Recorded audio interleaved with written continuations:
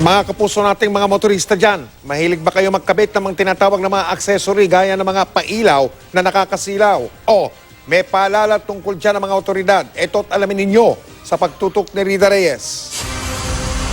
Hindi maiwasang mairita ng used Cooper na si Alan Adovas habang kinukunan ang puting SUV na nasa kanyang harapan.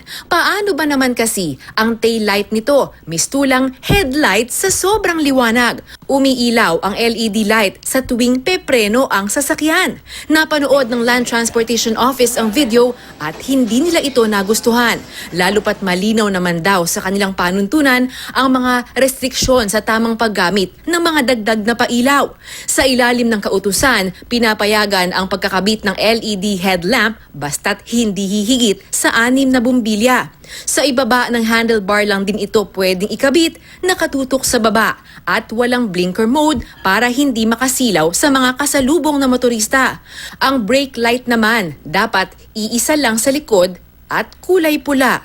We have to apprehend them and give them violation, corresponding violation. Pero araw-arawin man daw nila ang panghuhuli, lantaran pa rin naman itong ibinebenta sa mga tindahan ng car accessories gaya rito sa Banawe sa Quezon City. Yung mataas na LED yung pangbubong, pinull-out namin kasi nga bawal na. Si Albert, aminadong nagpakabit ng fog lamp sa kanyang sasakyan na kanya raw ginagamit pauwi sa probinsya. Para yung visibility ng daan, para makita po namin. Ang ibang motorista naman, hindi pabor dito. Hindi lang nakakairita, malaking disgrasya, delikado. Respeto naman sa mga driver.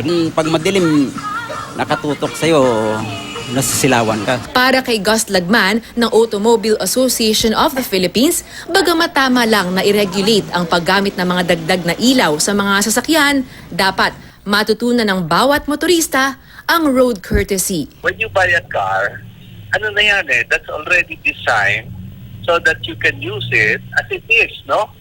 Hindi mo na kailangan dagdagan pa ng additional lights. Rida Reyes, nakatutok, 24 oras.